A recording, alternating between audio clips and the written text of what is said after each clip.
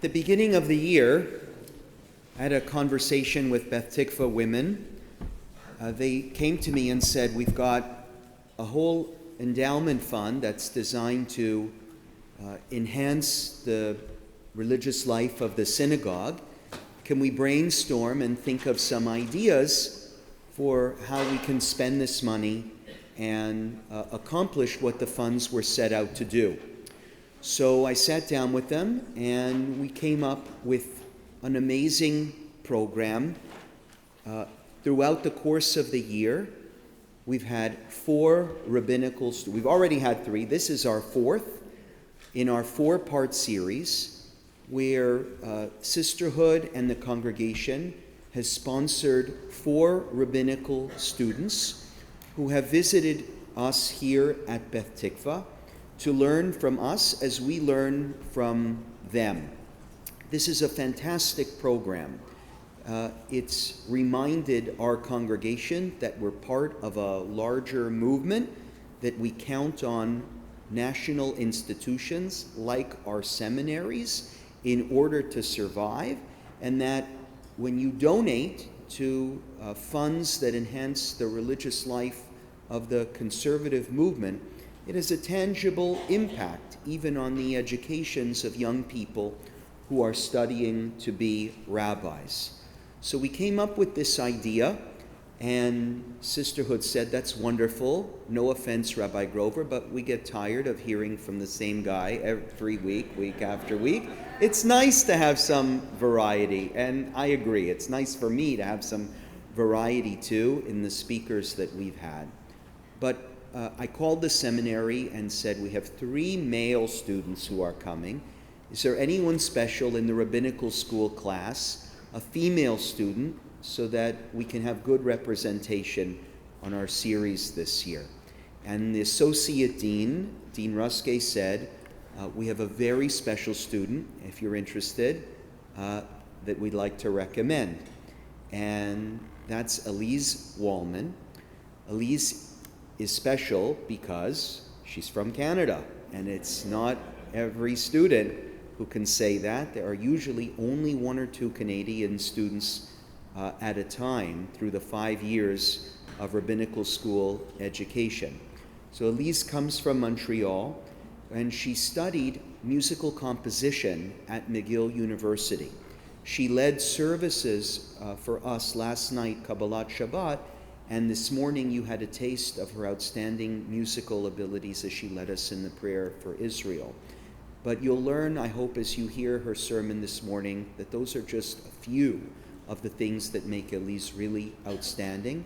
She's a first-year student at the Jewish Theological Seminary of America, and it's our pleasure to welcome her here, the last of our 4-part series. And again, a huge, huge thank you to Beth Tikvah women and the larger congregation for sponsoring this program. One more thing, Elyse will also be delivering a shiur, a lesson for us this afternoon following Mincha, and everyone is welcome, of course, to attend and to keep learning from her. Elyse?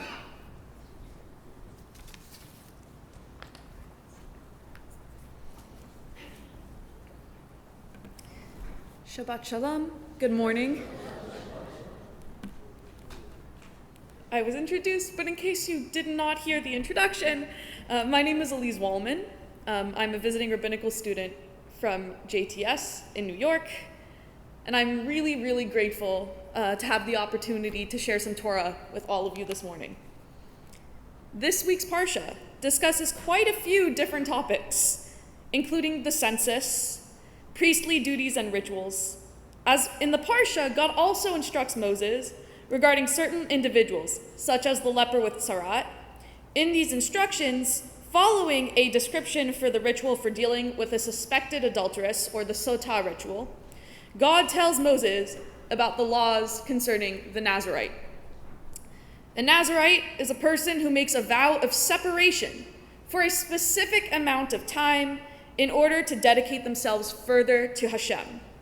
This sanctification involves abstaining from grape products and abstaining from haircuts, as well as avoiding contact with any dead bodies.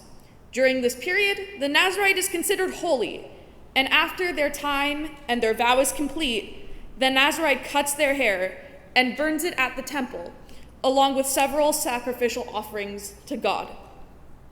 This seems relatively straightforward. Being a Nazarite is a way of sanctifying oneself for God. Avoid grapes, avoid haircuts, and avoid dead people, and you will be holier. That must be a good thing, right?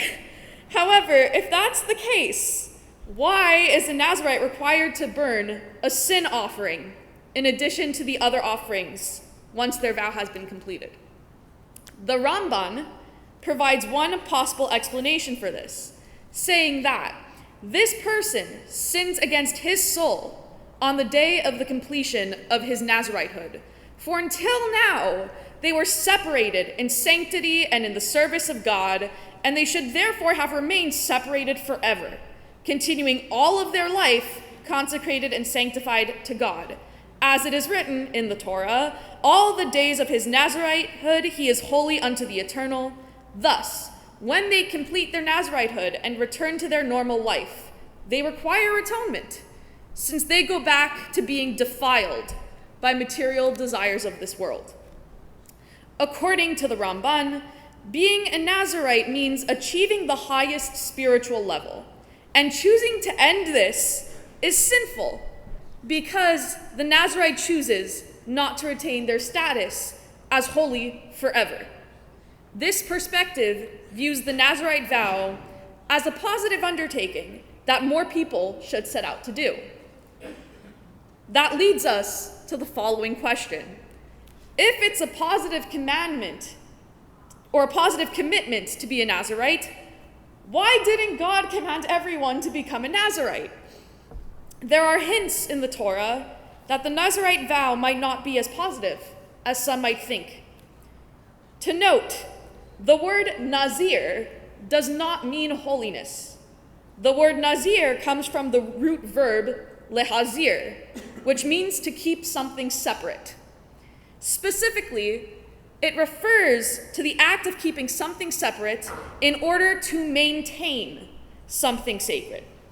This implies that we are already holy, and that taking the Nazarite vow is less about reaching a spiritual high and more about preventing a spiritual low brought about by sinning. Rashi asks the following question: why is the section about the Nazarite vow mentioned in the Torah right after the section about the Sotah ritual? And what does abstaining and grapes and haircuts have to do with holiness? Rashi answers with the following statement: Lomar lecha shekol haro'eh sotah b'kilkula yazir atzmo min hayayin shehu mevi lidei ni'uf. To tell you that anyone who sees a suspected adulteress in her disgrace should separate themselves from wine, since that may lead to adultery. Ibn Ezra makes a more general statement that the vow is more about separating oneself from lust than separating oneself for God. Ki hayayin mashlit hadat ve'avodat Hashem. Wine destroys reason and the work we do for God, i.e. the mitzvot. Put together, these different interpretations paint a more complicated picture of what it means to strive for holiness. If we believe that it is good to be a Nazarite, we believe that to reach the pinnacle of holiness, we need to abstain from things that will lead us towards corruption and sinning. This push for asceticism is not uncommon. The historical Buddha was known to have become an ascetic in order to reach a state of enlightenment, separate from all earthly suffering and concerns. And certain Christian denominations, such as the Amish, practice asceticism by living in communities separate from larger cities and espousing a simple lifestyle free from modern technology. More broadly, believing that Nazarites are some ideal that people should live up to implies that it is possible to reach a state of perfection, and that abstaining from certain vices is necessary to reach perfection. However, that is not necessarily the message being conveyed in the Torah. The Torah does not say that God wants people to become Nazarites.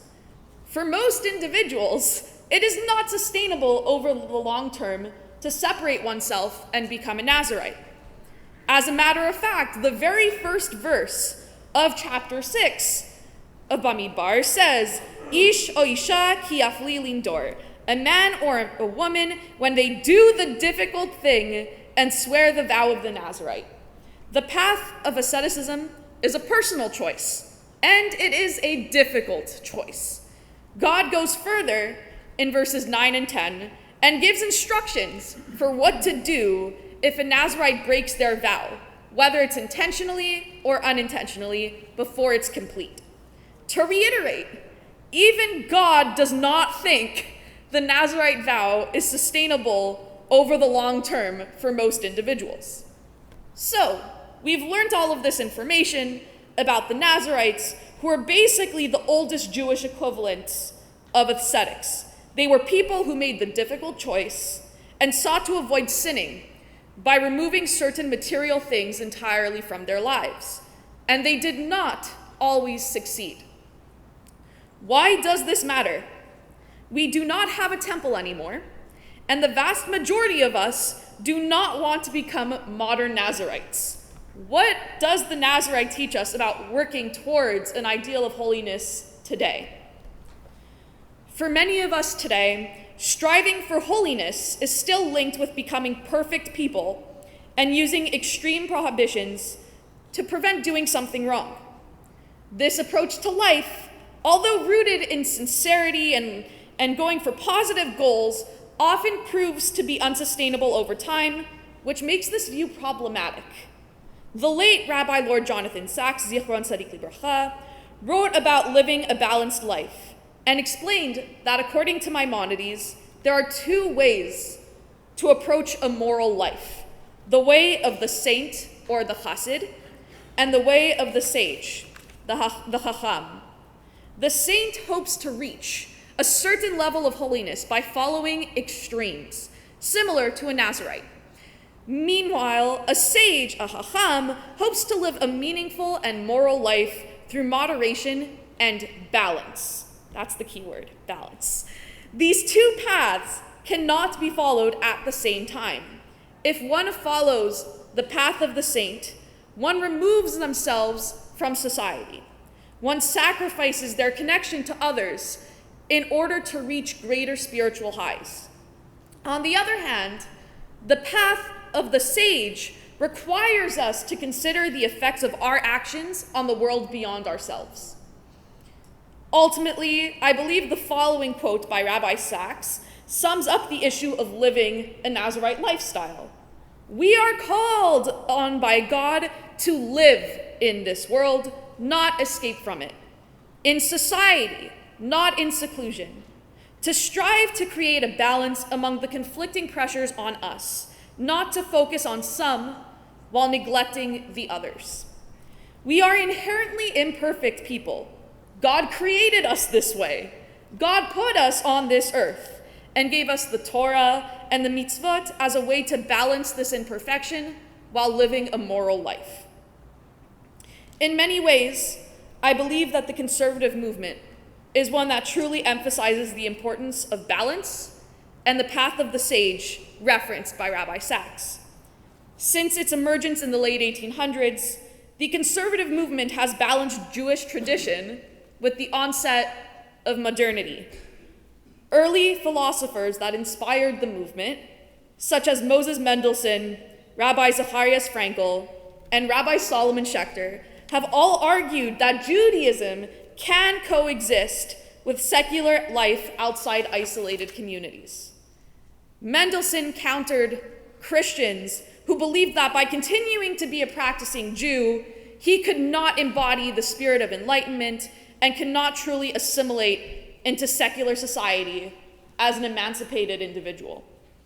But he countered that. He said that Judaism is not based in an absolute truth, but a Torah that is purposefully vague and easy to interpret. Or not easy to interpret, but prone to interpretation. He also believed that details of this interpreted law were purposefully left to interpretation, and the history of this interpretation is based in a system of rational thought. So both of these opinions balanced his identity as an Enlightenment philosopher and as a practicing Jew. And these values have been reflected in the conservative movement over time. So, Rabbi Zacharias Frankel, who was one of the founders of the movement in Europe, brought some of these thoughts into his own philosophy. He viewed Jewish history as a source of strength for the Jewish people. Through history, we can anchor our acts of faith and our mitzvot into deeper meaning while also acknowledging that things change. Things change over time. History is fluid. This fluidity reflects a trend of shifting practices and philosophies, which Jews could use as a model for balancing the struggle of modernity and its impact, leading to a more modern Jewish tradition. Finally, Rabbi Solomon Schechter, who was the second president of the Jewish Theological Seminary and the founder of the United Synagogue of America, which later became the USCJ, he took this idea further. At the time that he was president of the Jewish Theological Seminary, there was an onset of biblical criticism and the belief that the Torah and the biblical canon should not be challenged, otherwise the foundation of Judaism was also at risk. However, Schechter argued that Jewish practice is not solely based on Torah shebirtav, on the written Torah. It is also based on Torah shebe'al peh, the oral Torah, which is the Jewish history of biblical interpretation. The oral Torah, our Talmud, our Mishnah, our commentaries, all of this is evidence of attitudes and traditions changing as cultures and communities also change with them. This is all part of Jewish history, and it makes it possible to reconcile faith or religious practice with religious criticism. In accepting that Judaism is a religion that evolves, Solomon Schechter promoted a Jewish practice that balances the importance of tradition with the need to adapt with changing times. I've just finished my first year at JTS as a rabbinical student. I've had the chance to learn about the history of conservative Judaism and the values held by those who currently identify as proud members of this movement. Having the opportunity to learn from mentoring professors, rabbis, and other rabbinical and cantorial students has solidified my belief that the conservative movement reflects this calling for balance and this calling to act for the benefit of society. That is why I choose to study at JTS, and that is why I chose the path to becoming a conservative rabbi. The United Synagogue of Conservative Judaism has a statement on their website on what it means to live an authentic Jewish life. It reads as follows: Conservative Judaism is rooted in the wisdom gained at the intersection of heritage and progress. This balance allows Jews to lead truly fulfilled lives, and in an ever-evolving world, provides a message of compassion, enlightenment, and holiness to communities everywhere. It is an authentic Judaism precisely because it is dynamic. I believe that more people need to hear and be inspired by this message, especially today, when it is becoming increasingly difficult to live this balanced life as a Jewish person. Amid ongoing developments in Israel, many young Jews on college campuses are afraid of being visibly and proudly Jewish. Now, more than ever, we need to push back against those who seek to discredit us by acting on extreme ideology and purposefully misinterpreting what we as Jews stand for. To that end, I would like to draw your attention to a really important election happening in Canada until June 15th. The World Zionist Organization is currently holding an election to determine who will sit at the World Zionist Congress. This international organization helps guide the priorities and funding of major Jewish institutions in Israel and around the world. By participating in this election, you could have an impact in shaping policies on Jewish education, community development, and support for Israel. Your vote will determine which values and visions shape the global Jewish future.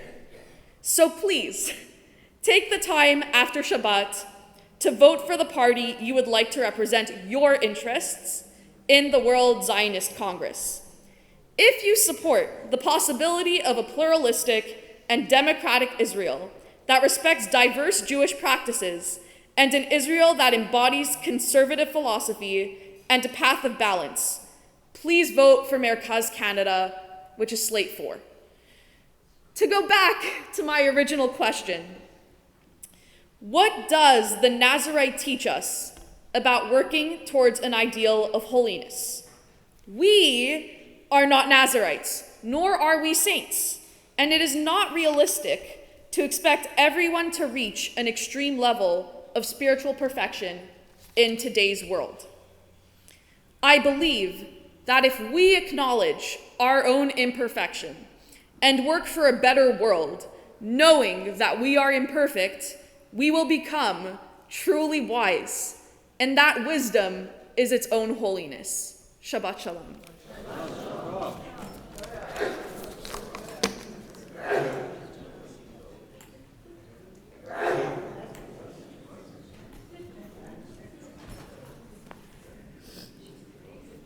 Hello, I'm Fran Kane, and on behalf of Beth Tikvah Women, I would like to extend our heartfelt thanks to Elyse Wolman for spending Shabbat and the weekend with us.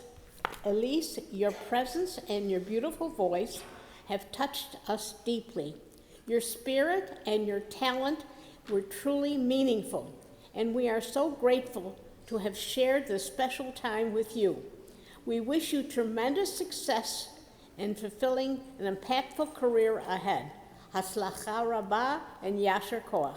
We would also like to take this opportunity to recognize and express our deep appreciation to the Women's League for Conservative Judaism for unwavering support of the Jewish Theological Seminary. As the umbrella organization of all affiliated conservative sisterhoods across North America, including our own Beth Tikvah Women, Women's League has been a steadfast partner in advancing Jewish education and leadership.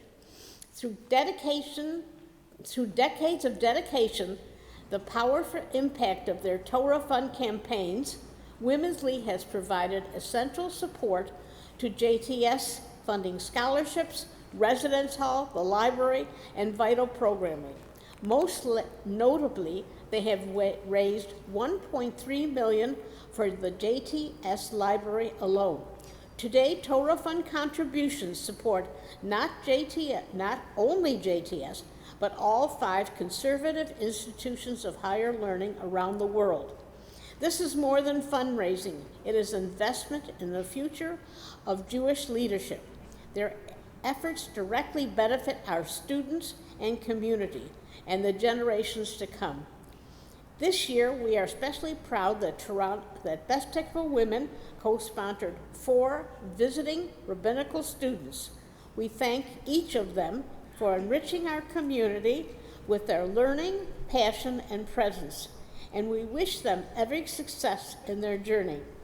Finally, a heartfelt thank you to Rabbi Grover, Rivka, Gail, and our dedicated staff for their incredible support in bringing this initiative to life. Thank you.